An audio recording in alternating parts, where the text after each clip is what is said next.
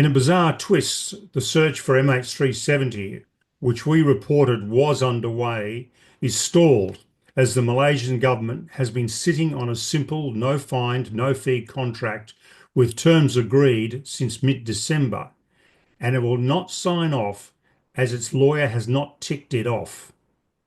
Welcome to a special MH370 interview. I'm Jeffrey Thomas. Before Richard Godfrey and I discuss the situation, please subscribe, please like us, and please leave us your comments. Sources close to the negotiations have separately told myself and Richard Godfrey, the UK aerospace engineer who has perfected a new flight path tracking of MH370, that while the Malaysian government has agreed the terms of a no find, no fee contract, the contract itself has been sitting with a lawyer for review for almost 2 months. I must stress that we've had no confirmation from the government or Ocean Infinity, but our sources close to the negotiations are impeccable. But let's go back and look at how things have developed.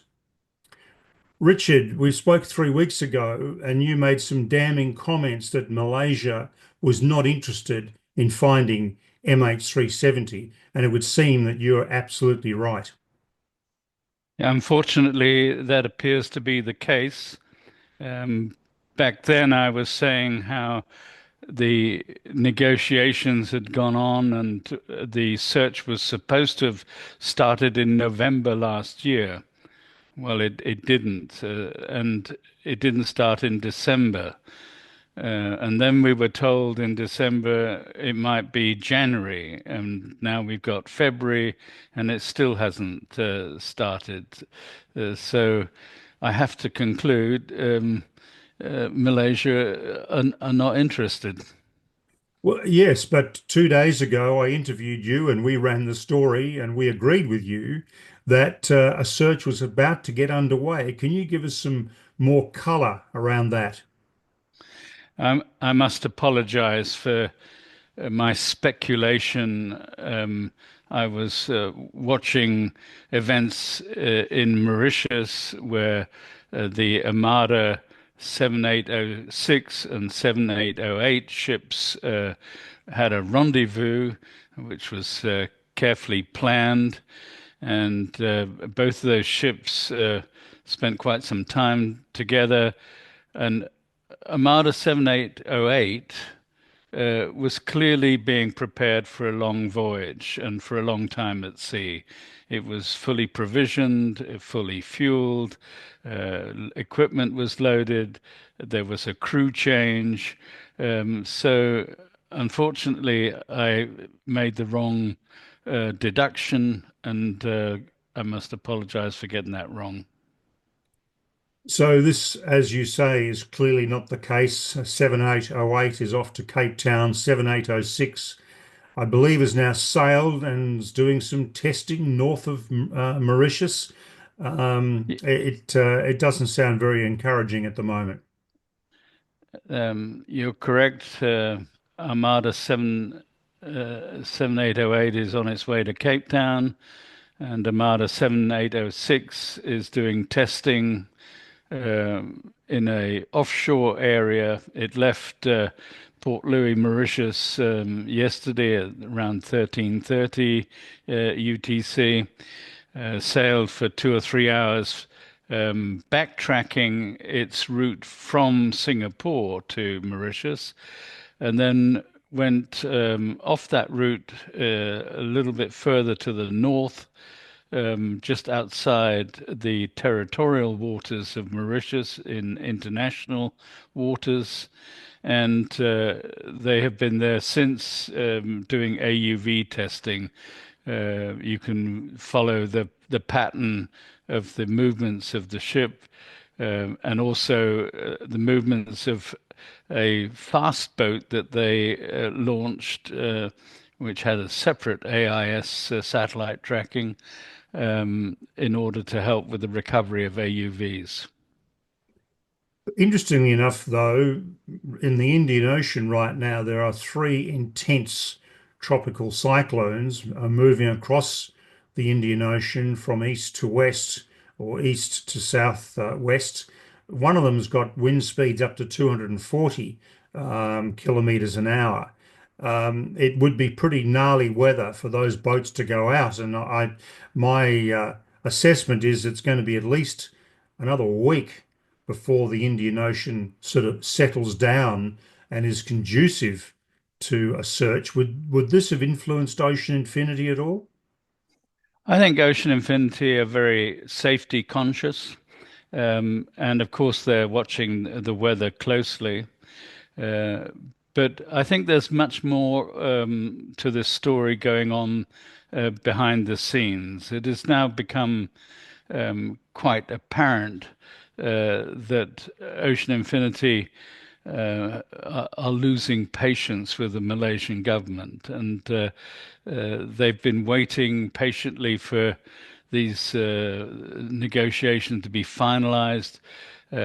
Anthony Loke announced back on the 20th of December that the Malaysian government agreed in principle. And the question I have is what's happened since?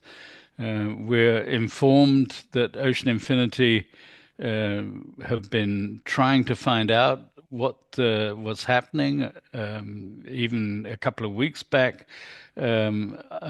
asked that question whether they still believed at that point in time that there was going to be a new search and a contract signed, but quite clearly that is not going to happen now. Of course, this is what your sources and my sources are both telling us that apparently the contract is sitting with a lawyer. And that's where it's been for quite a number of weeks and nothing has happened. It's absolutely bizarre and extraordinary that a government could behave like this. Well, Jeff, I mean, let me turn the interview around and ask you. I mean, you met Oliver Plunkett. What's your impression of what's going on? Well, yes, I did meet Oliver in 2022 when I was at the Farnborough Air Show. I went into London I spent the morning with him, and an absolutely outstanding man, obviously incredibly intelligent, very, very ethical, and incredibly passionate about finding MH370.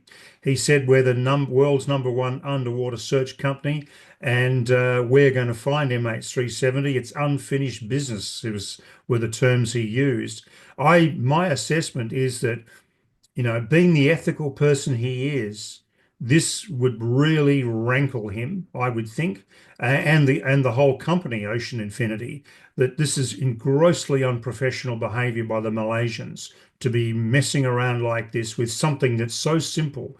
It just simply says, you find it and we'll pay you. What could be more difficult than that?